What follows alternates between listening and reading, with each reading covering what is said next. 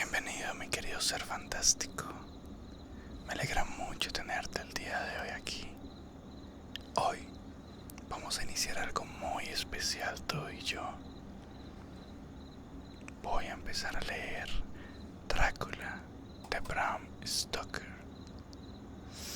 Es una lectura que yo sé que me la han pedido por mucho, mucho tiempo. Así que lo haré realidad. Para quienes no saben, Drácula es una historia escrita hace más de 100 años. Una historia que no fue la primera, pero fue un gran precursor de lo que somos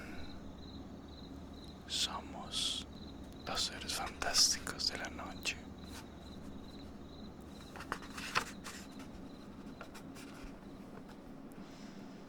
Capítulo primero.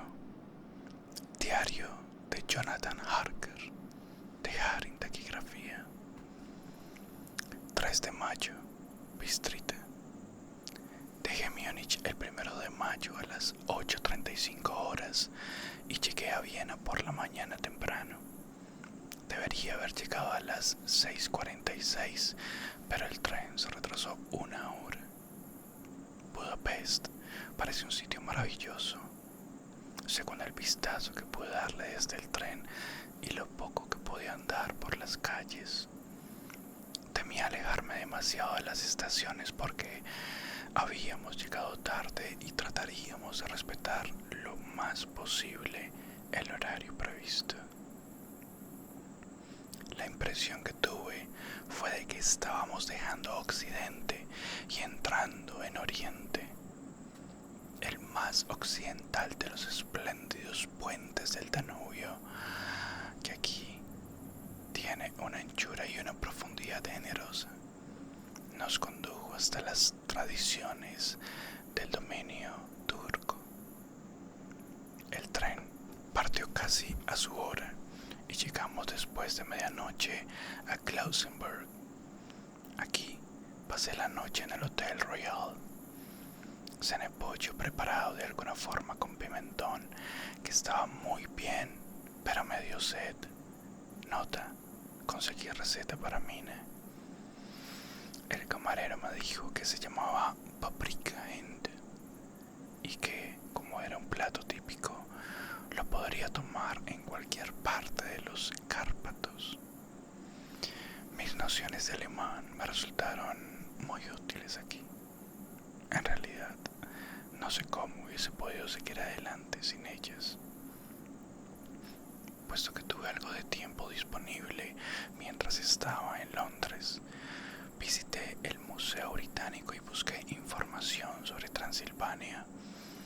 Entre los libros y los mapas de la biblioteca, me parecía que algunos conocimientos previos sobre el país seguramente serían de cierta ayuda para tratar con un noble de allí. Encontré que el distrito que él había mencionado se halla en el extremo oriental del país, justo en el límite de 3 estados: Transilvania, Moldavia y Bucovina, en el medio de los Cárpatos, en una zona más salvaje y menos conocida de Europa. No pude encontrar ningún mapa u obra que diera el sitio exacto donde se encuentra el castillo de Drácula, puesto que aún no hay mapas de este país que puedan compararse a nuestros mapas de la Agencia Británica de Cartografía.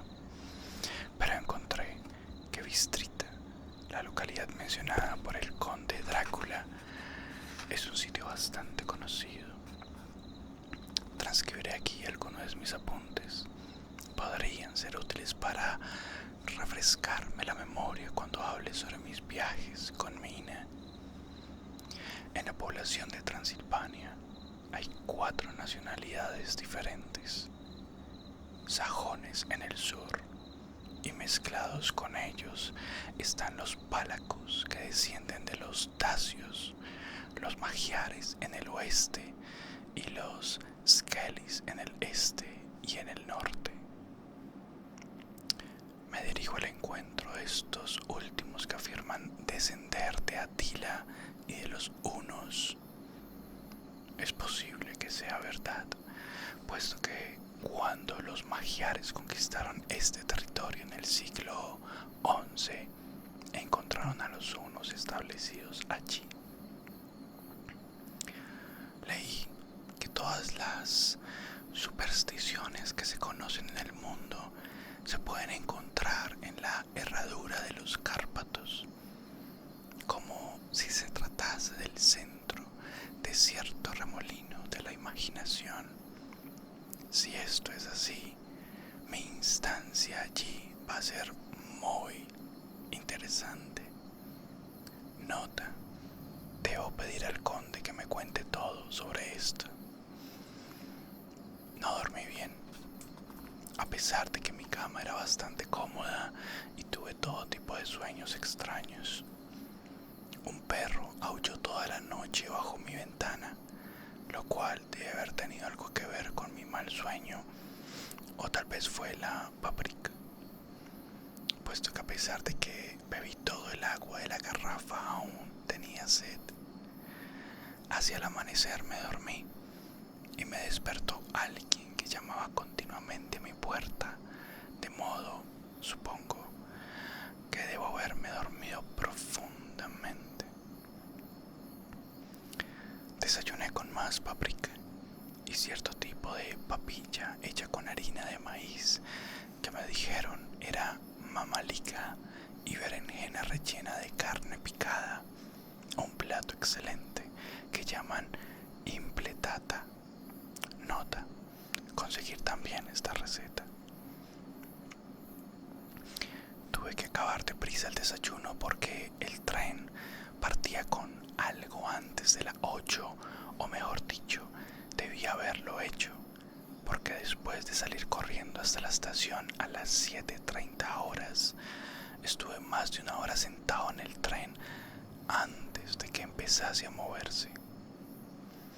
Me pareció que cuanto más al este se mueve uno, más impuntuales son los trenes. Me pregunto cómo será en China.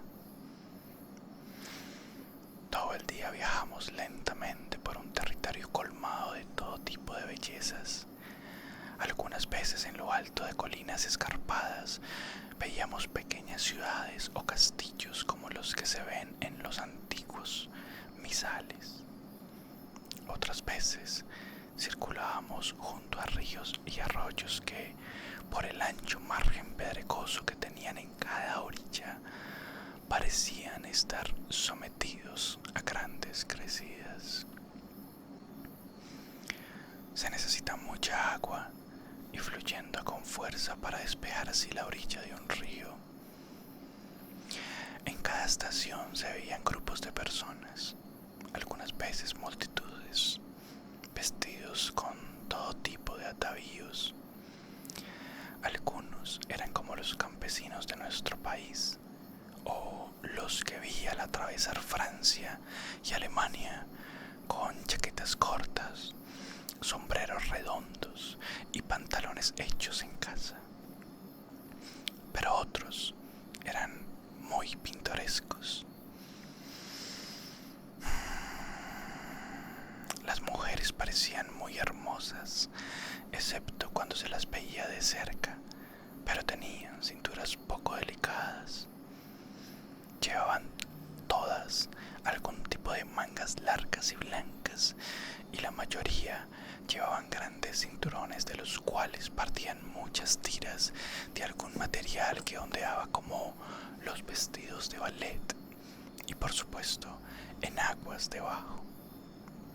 Los personajes más extraños que vimos fueron los eslovacos,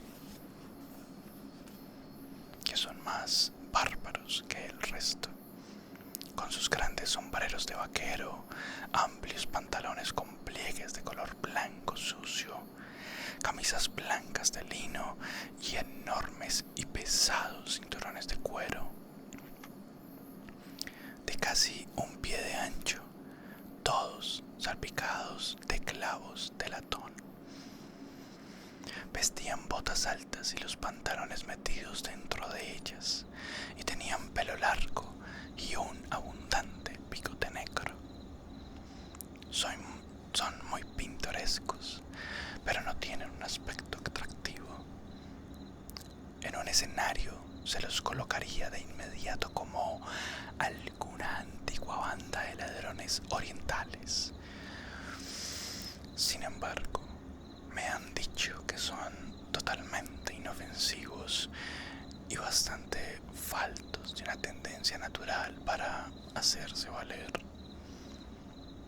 Cuando llegamos a Bistrita, que es una ciudad antigua muy interesante, caía sobre ella la oscuridad del atardecer. Se encuentra prácticamente en la frontera. El paso de Borgo la comunica con Bucovina. Ha tenido una existencia bastante tormentosa y realmente conserva marcas de ello. Hace 50 años se produjo una serie de incendios que causaron estragos terribles en 5 ocasiones diferentes. Cuando comenzaba el siglo XVII, estuvo sometida a un asedio de 3 semanas y perdió 13.000 habitantes. Y las consecuencias de la guerra fueron el hambre y las enfermedades. El conde Drácula me había indicado que fuese al hotel Golden Crown, el cual me pareció completamente pasado de moda, cosa que me encantó porque deseaba conocer todo lo posible de las costumbres del país. Era evidente que me esperaban, porque en cuanto me acerqué a la puerta me encontré con una anciana mujer de aspecto alegre, vestida con la típica ropa campesina, prendas interiores blancas, con un delantal largo doble por delante y por detrás, de tejido de colores y demasiado ajustado para una mujer modesta. Cuando me acercó, se inclinó y preguntó: ¿el Herr inglés? Sí, contesté, Jonathan Harker. Ella sonrió y dijo algo a un anciano en mangas de camisa blanca que la había acompañado hasta la puerta. Este se fue, pero regresó de inmediato con una carta. Mi querido amigo, bienvenido a los Cárpatos. Le espero ansiosamente. Duerma bien esta noche. Mañana a las 3 sale la diligencia para Bucovina. Le he reservado un asiento. En el paso de Borgo le esperará mi coche y le traerá hasta aquí. Espero que haya tenido un buen viaje desde Londres y que disfrute su estancia en mi hermosa tierra. Su amigo, Drácula.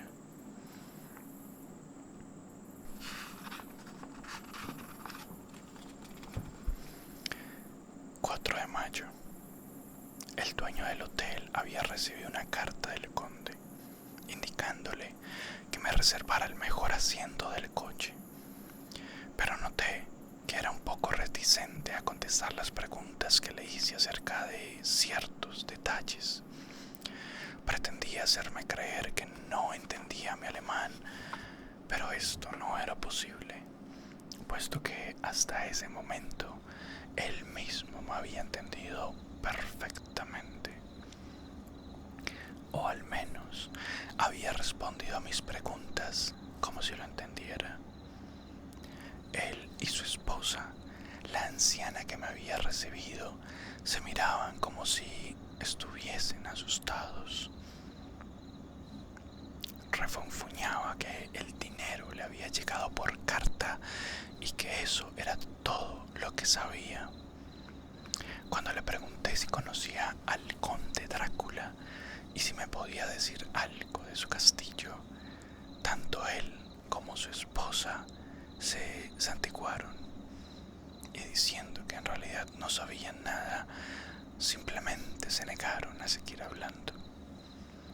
Era todo muy misterioso y en absoluto tranquilizador.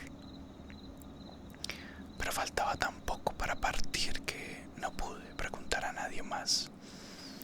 Justo antes de salir, la anciana vino a mi habitación y de forma muy histérica me preguntó: «Debe ir, joven Hare, debe ir».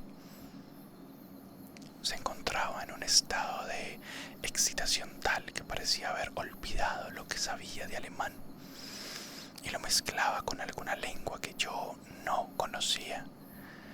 Solo pude enterarme de lo que quería decirme gracias a las numerosas preguntas que le hice. Cuando le dije que debía irme de inmediato y que tenía importantes asuntos de negocio pendientes, volvió a preguntarme: «¿Sabe qué día es hoy?». Respondí que era 4 de mayo. Ella sacudió la cabeza y dijo: «Ah, sí, ya lo sé, pero ¿sabe usted qué día es ese?». Cuando le dije que no entendía, continuó: «Es la víspera del día de San Jorge. ¿No sabe que esta noche, cuando el reloj marque las 12, toda la maldad del mundo andará suelta? ¿Sabe a dónde va y a qué va?». Su angustia era tan evidente que traté de calmarla, pero no lo conseguí. Finalmente se arrodilló y me imploró que no fuese, o que al menos esperase un día o dos antes de iniciar el viaje. Todo era muy ridículo, pero no me sentía cómodo. Sin embargo, tenía asuntos que atender y no podía dejar que nada interfiriera. Por tanto, traté de levantarla del suelo y dije lo más seriamente que pude que se lo agradecía, pero que debía cumplir con mi deber y que debía ir. Entonces se levantó, se enjugó las lágrimas y me ofreció un crucifijo que llevaba al cuello. No sabía qué hacer, porque como feligrés anglicano se me enseñó a considerar estos objetos en cierta manera como ídolos. Pero, sin embargo, parecía muy descortés rechazar el ofrecimiento de una anciana con tan buenas intenciones y en tal estado de ánimo. Supongo que ella vio la duda en mi cara, porque colgó el rosario de mi cuello y dijo: «Por su madre», y abandonó la habitación. Escribo esta parte del diario mientras espero el coche, el cual, por supuesto, llega tarde, y el crucifijo sigue colgado de mi cuello. No sé si se debe a los temores de la anciana, pero no me siento tan tranquilo como siempre. Si este cuaderno llega a las manos de Mina antes que yo, le envío mis saludos. Aquí viene el coche. 5 de mayo. El castillo. El gris de la mañana ya había desaparecido y el sol estaba en lo alto del lejano horizonte que parece dentado por los árboles o las colinas. No lo sé, puesto que está tan lejos que las cosas pequeñas y las grandes se mezclan. No tengo sueño y, puesto que mañana dejarán que me despierte solo, escribo hasta que me venga el sueño. Tengo tantas cosas raras que escribir, y para evitar que quien las lea imagine que he cenado demasiado antes de dejar Bistrita, comentaré exactamente cuál ha sido mi cena. Cené lo que llaman aquí filete de ladrón, trozos de bacon, cebolla y carne de vaca, sazonados con pimienta roja y ensartados en varillas y asados sobre el fuego, al estilo de la carne para gato de Londres. El vino fue Golden Mediac, que produce agujas sobre la lengua y sin embargo no es desagradable. Solo tomé un par de copas de este vino y nada más. Cuando subí al coche, el cochero no estaba en su asiento y lo vi hablando con la hotelera.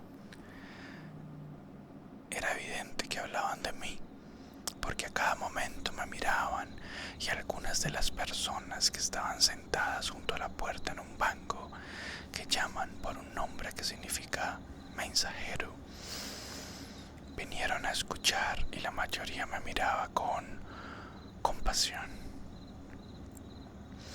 Oí muchas palabras que se repetían con frecuencia, palabras raras, puesto que había personas de muchas nacionalidades en la muchedumbre. Por tanto, discretamente saqué el diccionario políglota de mi bolso y las busqué. Debo decir que no me alegraron, puesto que entre ellas estaba ortog, satán, pokol, diablo, stregoica, bruja, prolog y pskolak, que significan ambas lo mismo, una en eslovaco y la otra en siervo, algo así como hombre lobo o vampiro. Nota: debo preguntar al conde acerca de estas supersticiones.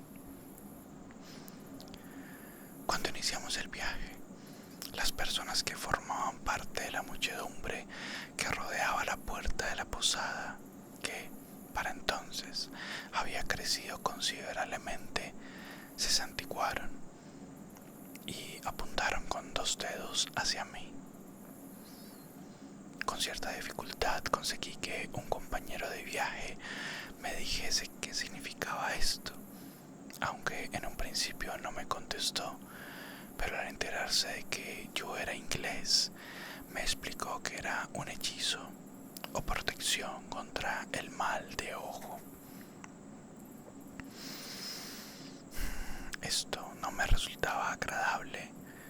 Justo en el momento en que partía hacia un sitio desconocido para encontrarme con un hombre desconocido, pero todos parecían tan bien intencionados y tan afligidos y compasivos que no podía sino estar conmovido.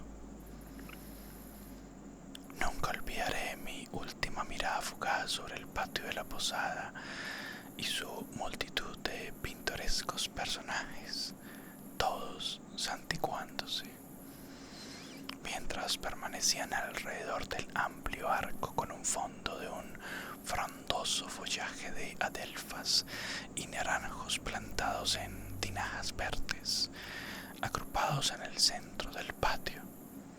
Entonces, nuestro cochero, cuyos amplios calzones de lino cubrían todo el frente de su asiento con forma de cajón, Kotza lo llaman, chasqueó su gran látigo sobre sus 4 pequeños caballos apareados e iniciamos el viaje. Pronto olvidé mis misteriosos temores debido a la belleza del paisaje que se observaba durante el viaje. Aunque si hubiese conocido la lengua, o mejor dicho, las lenguas que mis compañeros de viaje hablaban, no hubiese podido olvidarlos tan fácilmente. Ante nosotros se extendía un territorio verde, montañoso y cubierto de bosques, con colinas escarpadas aquí y allá, coronadas por grupos de árboles o por granjas con el cablete blanco hacia el camino. Por todas partes había una masa sorprendente de frutales florecidos, manzanos, ciruelos, perales, cerezos. Y mientras viajábamos, veía los pétalos caídos centelleando sobre la hierba verde bajo los árboles. El camino entra y sale de estas colinas verdes que ellos llaman Mittelland y se pierde al recorrer hierba ondulada o la tapan las alargadas puntas de los bosques de pinos que aquí y allá bajan por las laderas como lenguas de fuego. El camino era accidentado, pero a pesar de ello parecíamos volar sobre él con una prisa febril. En ese momento no podía entender a qué se debía tanta prisa, pero era evidente que el cochero quería llegar a Port-au-Prince sin perder el tiempo. Me dijeron que durante el verano este camino es excelente, pero aunque no había sido reparado después de las nevadas del invierno, en este aspecto se diferencia de la red general de caminos de los Cárpatos, porque siguiendo una vieja tradición no se mantienen demasiado. Desde antiguo los hospodares no los mejoraban para que los turcos no pensaran que estaban preparándolos para el paso de tropas y de este modo acelerar la guerra que siempre era inminente. Más allá de las verdes y cada vez más pronunciadas colinas del Mittelland, se alzaban vastas laderas de bosques hasta los nobles cerros de los Cárpatos. Las veíamos a derecha y a izquierda, mientras el sol del atardecer caía sobre ellas y mostraba todos los gloriosos colores de estas hermosas tierras, azul oscuro y púrpura en las sombras de los picos, verde y marrón donde la hierba y las rocas se confunden, y se extendían en una perspectiva sin fin de rocas dentadas y peñascos puntiagudos que se perdían a la distancia, donde los picos nevados se elevan imponentes. Aquí y allá aparecían poderosas fisuras en las montañas, a través de las cuales, cuando el sol comenzó a bajar, vimos a cada momento el destello blanco de un salto de agua. Uno de mis compañeros me tocó el brazo cuando recorríamos la base de una colina y de pronto se desplegó el noble pico de una montaña cubierta de nieve que parecía estar justo frente a nosotros en nuestro camino serpeante. «Mira, Itzenzak, la silla de Dios», y se santiguó respetuosamente. Mientras continuábamos nuestro camino interminable y el sol viajaba y bajaba a nuestras espaldas, las sombras de la tarde comenzaron a deslizarse sigilosamente. Esto era más evidente por el hecho de que seguía viéndose la puesta del sol en la cima de la montaña nevada, que parecía iluminarse con un delicado rosa suave. Por todas partes pasaban checos y eslovacos, todos vestidos con atavíos pintorescos, pero noté que lamentablemente todos tenían bocio. Junto al camino había muchas cruces y al pasar junto a ellas mis compañeros se santiguaban. Aquí y allá había campesinos, hombres o mujeres, arrodillados frente a un sepulcro y ni siquiera se volvían cuando nos aproximábamos, sino que, entregados a su devoción, parecían no tener ojos ni oídos para percibir lo que sucedía en torno a ellos. Había muchas cosas nuevas para mí. Por ejemplo, almiares sobre los árboles y por todas partes bellas masas de abedul péndulo con con sus tallos blancos que brillaban como la plata a través de las hojas verdes.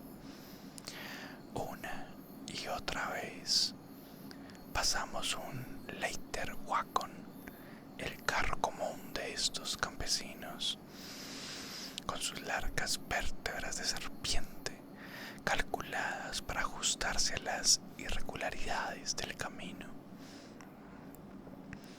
Sobre ellos solía ir sentado un grupo de campesinos que regresaban a casa, con sus pieles de carnero blancas, los checos, y de colores, los eslovacos. Estos últimos con largas varas a modo de lanza con una hacha en la punta.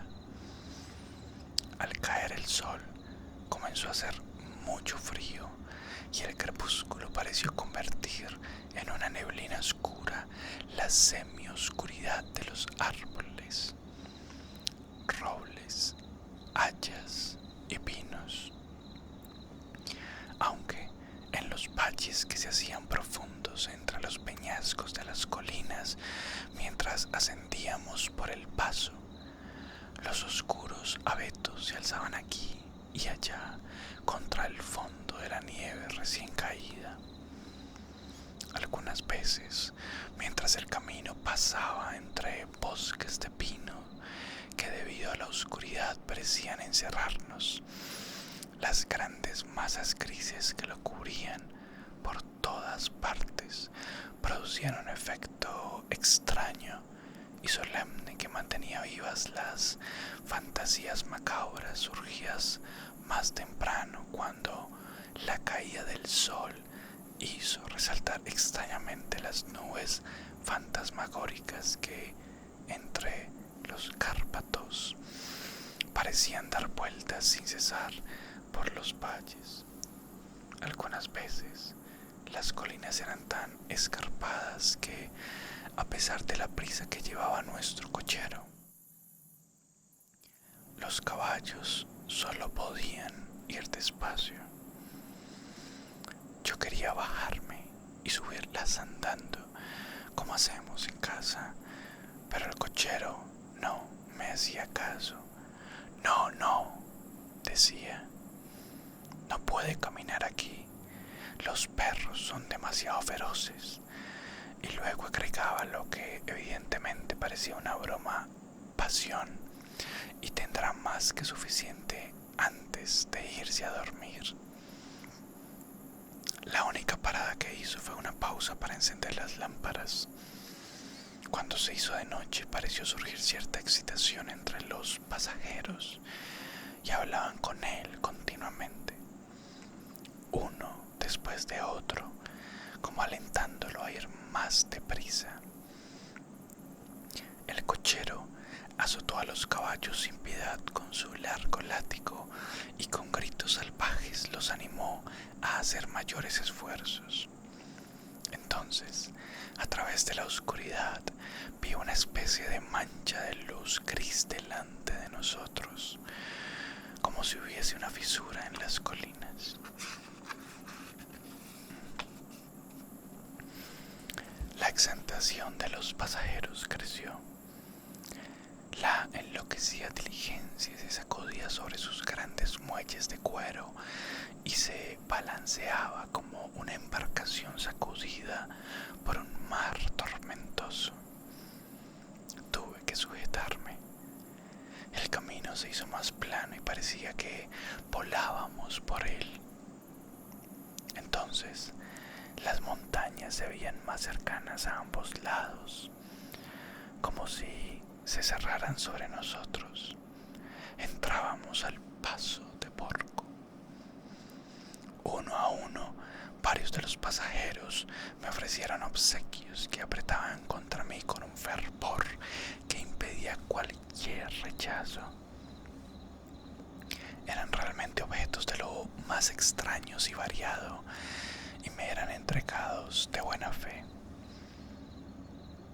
con palabras amables y una bendición, y esa extraña mezcla de movimientos que sugerían miedo que había observado a la salida del hotel en Bistrita. el signo de la cruz y la protección contra el mal de ojo. Luego, mientras viajábamos a toda velocidad, el cochero se inclinaba hacia adelante y los pasajeros estiraban el cuello fuera del coche por ambos lados y se asomaban ansiosos dentro de la oscuridad. Era evidente que algo emocionante iba a suceder, o se esperaba que sucediese. Pero a pesar de que le pregunté a cada uno de los pasajeros, ninguno me dio una mínima explicación. Este estado de exaltación continuó durante algún tiempo, hasta que finalmente apareció ante nosotros el paso, que se abría hacia el este. En el cielo había nubes oscuras y onduladas, y en el aire una opresiva sensación de tormenta. Parecía como si la hilera de montañas hubiese separado dos atmósferas y que ahora hubiésemos entrado en la tormentosa. Yo miraba para ver si veía el vehículo que me llevaría hasta el castillo del conde. A cada momento esperaba ver el brillo de la lámpara a través de la oscuridad, pero todo estaba oscuro. La única luz era el parpadeo de los rayos de nuestra propia lámpara, en los cuales se veía una nube blanca del vapor que producían nuestros apresurados caballos. Ahora veíamos el camino arenoso y blanco que se extendía delante de nosotros, pero no había signos de ningún vehículo. Los pasajeros se echaron hacia atrás con un gesto de alegría que parecía una burla a mi decepción, mientras yo pensaba que era lo mejor que podía hacer el cochero. Mirando su reloj, dijo a los otros algo que casi no pude oír, puesto que lo dijo una voz muy baja.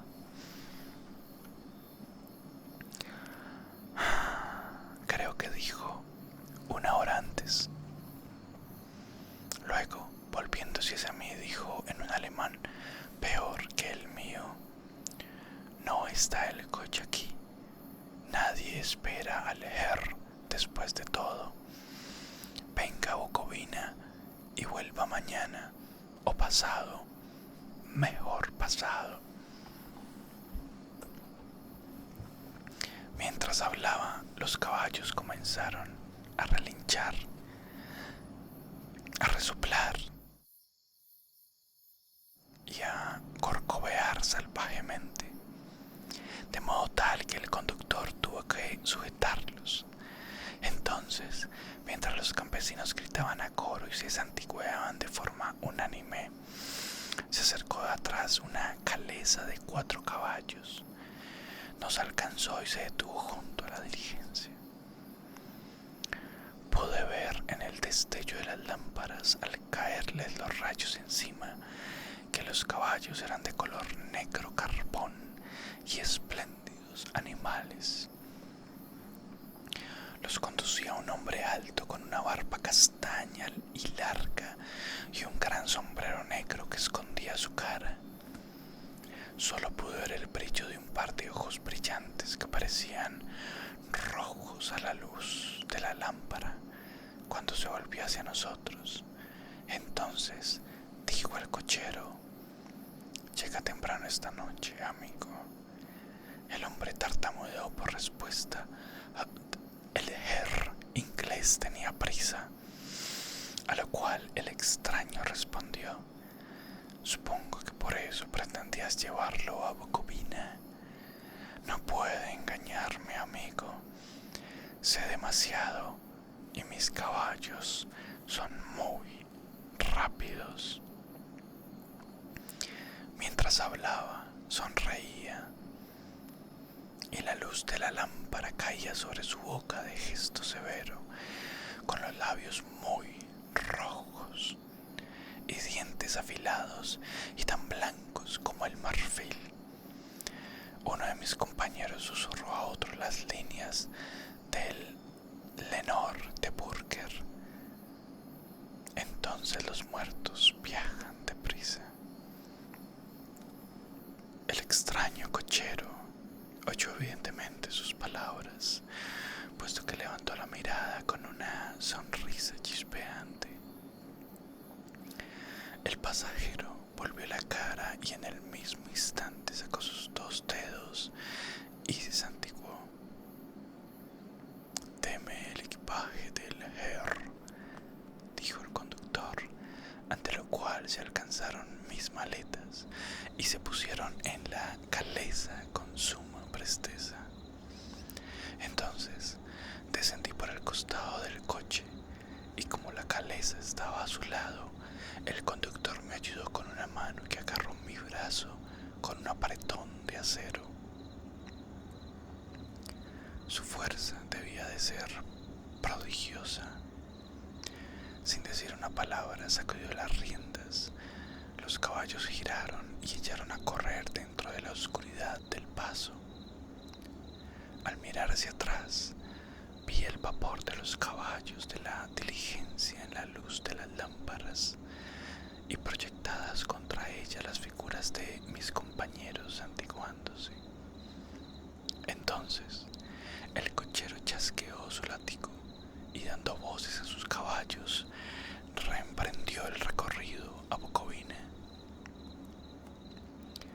Cuando desaparecieron en la oscuridad, sentí un extraño escalofrío y me invadió una sensación de soledad, pero en ese momento cayó una capa sobre mis espaldas y una manta sobre mis rodillas, y el conductor dijo en un excelente alemán: «La noche está fría, mein Herr, y mi señor, el conde, me ordenó que lo cuidase.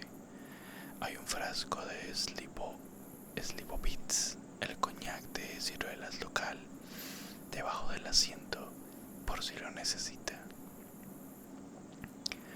No bebí, pero en cualquier caso era tranquilizador saber que estaba allí. Me sentía algo extraño y muy asustado.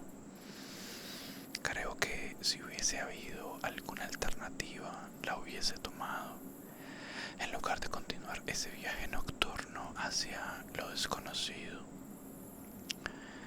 El coche continuaba su marcha rápida cuando dimos un giro completo y seguimos por otro camino recto.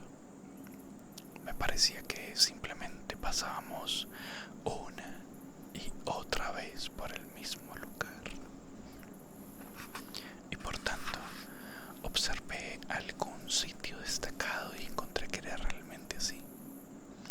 Me hubiese gustado preguntar al cochero qué significaba esto, pero me daba miedo hacerlo, porque pensaba que en la situación que me encontraba, mi protesta no hubiese tenido efecto en el caso de que él quisiese que nos retrasáramos. Pronto, sin embargo, sentí curiosidad por saber cuánto tiempo había pasado.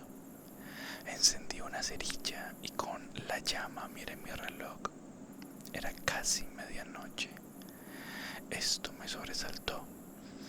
Supongo que porque la superstición generalizada referente a la medianoche cobró importancia por los sucesos que acababa de vivir. Esperé con una sensación enfermiza de ansiedad. Entonces, en alguna granja lejos del camino comenzó a aullar un perro. Era un largo gemido agonizante, como de miedo.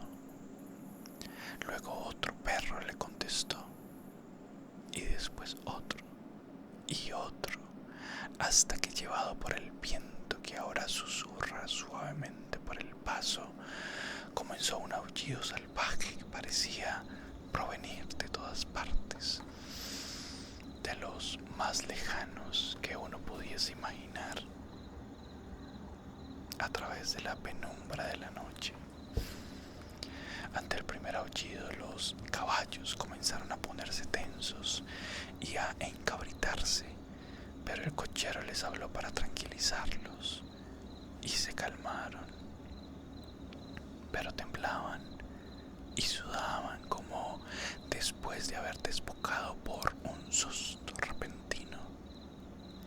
Entonces, desde las lejanas montañas a cada lado comenzó a oírse un aullido más fuerte y agudo como el que hacen los lobos, que nos afectó de la misma forma tanto a los caballos como a mí.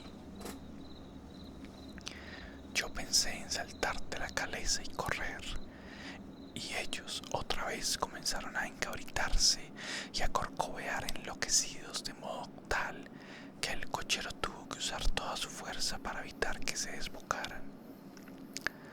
En pocos minutos, sin embargo, mis oídos se acostumbraron a este sonido y los caballos también se tranquilizaron tanto que el cochero pudo descender y colocarse delante de ellos. Los acarició, los calmó y susurró algo en sus orejas, como, según he oído, hacen los domadores de caballos, logrando un efecto extraordinario, puesto que gracias a sus cuidados se volvieron de nuevo totalmente dóciles, a pesar de que aún temblaban. El cochero volvió a su asiento, sacudió las riendas y partimos a gran velocidad. Esta vez, después de ir hasta el lado alejado del paso, de pronto giró por una calzada estrecha que iba claramente hacia la derecha. Pronto nos rodearon los árboles, que por momentos formaban un arco sobre el camino, hasta que pasamos por una especie de túnel y otra vez grandes rocas nos cercaban y nos protegían por ambos lados. A pesar de que estábamos resguardados, oíamos cómo se levantaba el viento que gemía y silbaba entre las rocas, y las ramas de los árboles chocaban estrepitosamente a lo largo de nuestro recorrido. Cada vez sentíamos más frío y comenzó a caer una nieve fina y en polvo, de modo que pronto nos vimos cubiertos y rodeados de un manto blanco. El viento intenso aún traía el aullido de los perros, aunque éste se hacía cada vez más débil a medida que avanzábamos a nuestro camino. El aullido de los lobos sonaba cada vez más cerca, como si se aproximara a nosotros desde todas partes. Yo estaba aterrorizado y los caballos compartían mi miedo, pero el conductor no estaba perturbado en lo más mínimo. Continuaba moviendo la cabeza de derecha a izquierda, pero yo no veía nada en la oscuridad. De pronto, lejos a nuestra izquierda, vi una débil llama azul que parpadeaba. El cochero la vio en el mismo momento e inmediatamente frenó los caballos, saltó al suelo y desapareció en la oscuridad. Yo no sabía qué hacer. Mientras el aullido de los lobos se hacía más cercano, pero mientras pensaba, el cochero reapareció repentinamente y sin decir una palabra volvió a su asiento y reanudamos nuestro viaje. Creo que debo haberme quedado dormido y soñé sobre este incidente porque parecía que se repetía sin cesar, y ahora, al recordarlo, es como una pesadilla horrible. Una vez la llama apareció tan cerca del camino que incluso en la oscuridad a nuestro alrededor pude ver los movimientos del cochero. Fue rápidamente hasta donde surgía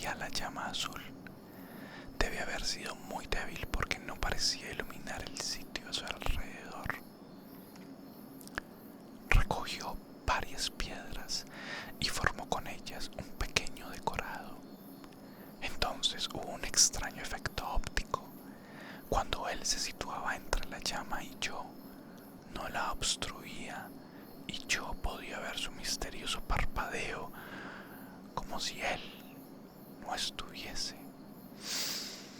Esto me asustó, pero el efecto fue solo momentáneo.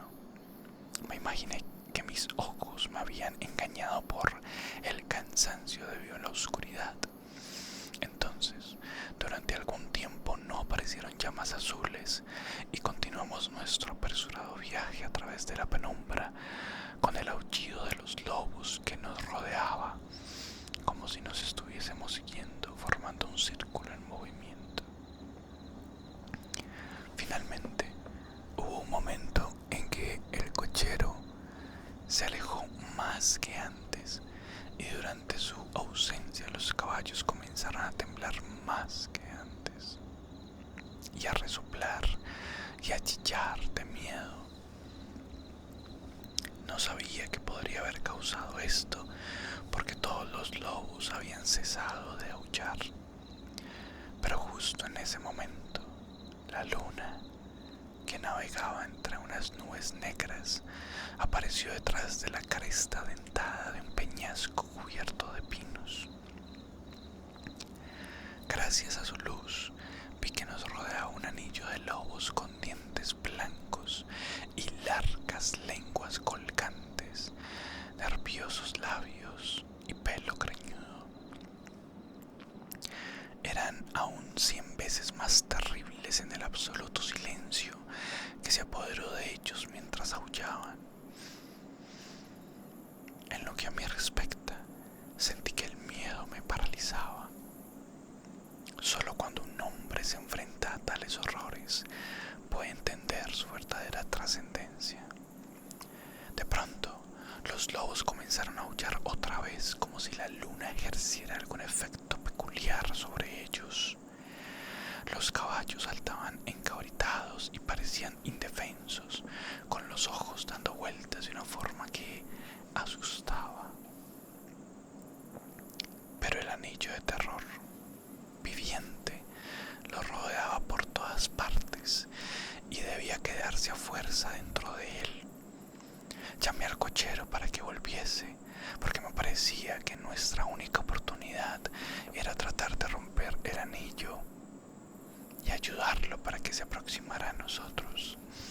Grité y golpeé el costado de la calesa, esperando que el ruido asustase a los lobos de ese lado, para darle la oportunidad de que se acercase a la carreta. Como llegó hasta nosotros, no puedo explicarlo, pero oí su voz con un tono de orden implacable, y al mirar hacia donde provenía el sonido, le vi en medio del camino. Al mover sus largos brazos como apartando a un lado cierto obstáculo invisible, los lobos retrocedieron más y más aún. Justo en ese momento pasó una nube espesa que ocultó la luna, de modo que volvimos a quedar en la oscuridad. Cuando volví a ver al cochero, se encontraba subiendo a la calesa y los lobos habían desaparecido. Fue todo tan extraño y misterioso que me invadió un miedo terrible y temía hablar o moverme. El viaje parecía interminable, ahora en una total oscuridad, puesto que las nubes ondulantes oscurecieron la luna. Continuamos ascendiendo con periodos ocasionales de rápido descenso, pero en general siempre subíamos.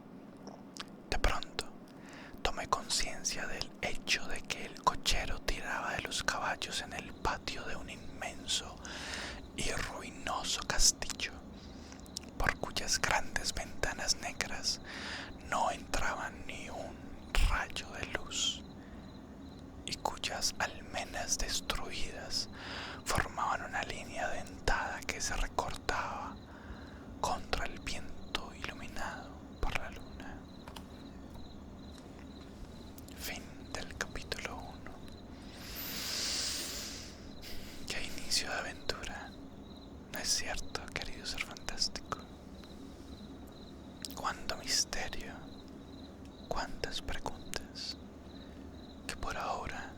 que esperar hasta un siguiente capítulo y un siguiente video. Te espero para poder continuar esta aventura. O si apenas estás despertando, me alegra haberte dado un momento de descanso. Ahora regresa y vuelve a escucharla. También quiero agradecerle a todas las personas que se han vuelto miembros del canal. Gracias por su apoyo. En verdad, les agradezco de corazón. Y para los que no saben qué es, no se preocupen. No es un requerimiento para poder ver todos los videos que vendrán. Es solo un apoyo adicional. Y yo en agradecimiento les doy algo extra. Videos o detrás de cámaras o fotos cuando estoy grabando. Pero no es que se vayan a perder de todo el contenido que tengo preparado. No se preocupen. Ahora descansen, pasen una muy bella noche y nos veremos en un próximo video.